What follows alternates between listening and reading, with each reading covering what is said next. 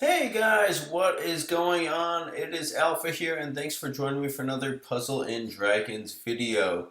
As you can see here, I am actually, well, I'm at rank 501, but I recently passed rank 500, which is a pretty big accomplishment for me. And actually, I think by the sound of it, Thor is visiting. Hey Thor, you wanna say hi? One, two, three. Oh, big boy. Oh. Okay, Thor has made an appearance on this special video. He didn't want to go by rank 500 without saying hi. Anyways, I wanted to do a couple of videos, one being a box tour, one being a team tour. So today we're going to do the team tour, which will be a little quicker than the box tour, just showing some of the teams that I'm currently using, as well as some different possibilities at each slot. So to start off at slot 1, we have Xiang, my latest monster point purchase, and she is just amazing. I made a video not too long ago with my first run through. I think it was like, I don't know, like Sonya Grand or something, but it's not the most exciting gameplay, but you can pretty much stall forever and then just blast everyone. I think this team has about 47,000 hit points. And obviously you can see here, Mitsuki does not have a 297 on her. And then my second Uriel does not have a max skill yet. So working on that. But the Mitsuki does not have a 297 because she would be a flex spot. I think when Red Riding Hood gets her buff, I'm probably going to swap over and use Red Riding Hood because she's an unbindable bind clear, which Gadius has bind clear by virtue of Heart Row, but Red Riding Hood does it with her active skill, so it's a little more useful. Although New Year's Mitsuki does have a haste. So it's kind of a toss-up, whatever the dungeon calls for. Slot 2 here, the best friend slot, is Yomi Dragon. This is the team I roll with regularly. If I'm trying to really just rush something, like I tried to do some speed runs in Arena, which unfortunately did not work out too well. But I have a second Eshimali that I would put in instead of Awoken Pandora. So, but this team is pretty good and robust. Yomi Dragon is an unbindable bind clearer, and obviously the friend Yomi Dragon would be as well. And Pandora is not unbindable, but she is also a bind clear. So altogether, assuming Pandora does not get bound, that would be 9 turns of bind clear to, with a row of hearts. So it's a pretty versatile and strong team. And you can see here everyone is 297, but even so, I believe this is about wake up. 29,000 hit points, something like that. Here is Raw Dragon, and you could see Awoken Orochi does not have a 297 there. He is actually a new addition to my box. I was happy to have someone to give some Bud Peas to, and he's just such a versatile card. I keep wanting to inherit his skill somewhere, so I just don't know the right place to do it, so I'm letting him kind of free roam a bit. And if he wasn't there, then Isis would be. So it's a pretty good, ideal team that could tackle the toughest content in the game. So hopefully, I'll make a few videos with him again at some point. There is kind of like my standard farm team. I used to farm with Erd, but now with Shiva Dragon out, having an unconditional 25x attack is just too good to pass up. I've got a bunch of row subs here, with the exception of Erd, who does not have a row. But if you combine Erd and Sonata's active skill, you make just a ridiculously powerful attack where pretty much everyone does about 4 million each on average. here is what's his name? Sephiroth. Here is my Sephiroth card, which I totally know his name. And this is actually one of my favorite teams to play as of late. I really like color match leads for whatever reason, a lot more than combo leads. And this is my current setup, but I also have one where, what do? I take Ra out and I put in a Satsuki with a light Kali skill inherit, and I take Ichigo out and I put in a dark Kali. So I cover all the colors that way, all the attributes, so that I can match up any of them to activate the leader skill. Satsuki has a double TPA or three TPA, I forget. Well, why don't we swap her in? She is right there. So you can see I have her with Light Kali skill in here, and she's got 3 TPA, so she's obviously quite hard hitting. And then even though Dark Kali does not get the additional attack bonus, this team hits so ridiculously hard, it's really not needed. Everyone else is just doing tons of damage. You know, we have 2 TPAs on the Sephiroths and 2 TPAs on Okuninushi. So again, pretty cool team. Really enjoy playing that.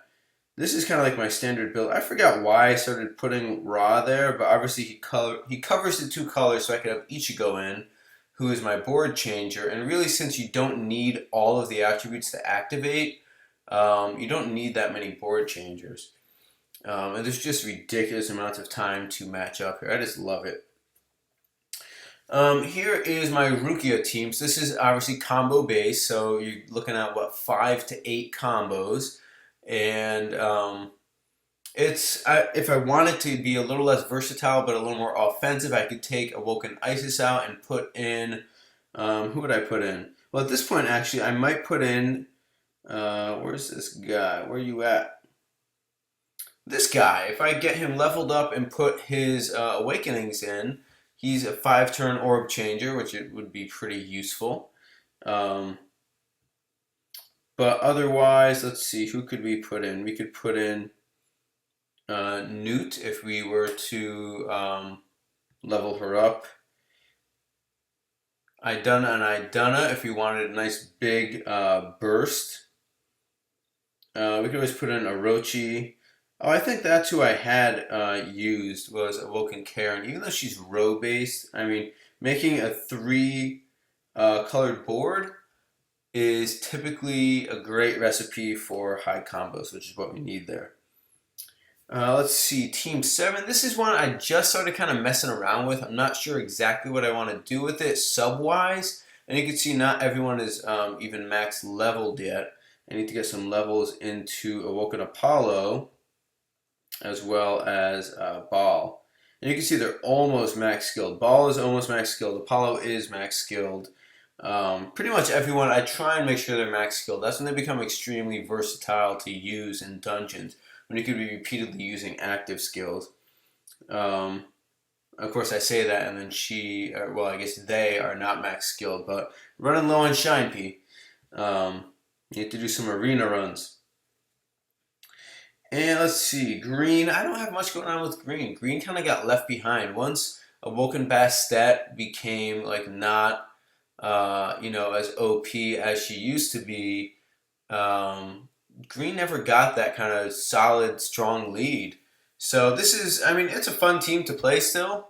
And there's a bunch of time extends and, it's a bunch of TPAs going on.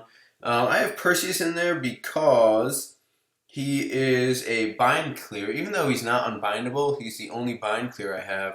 I don't have a Ceres, I believe, is the other bind clear you'd want to use. But if I were to not be running him, I would have Osiris in there, who has 2 TPAs and a time extend.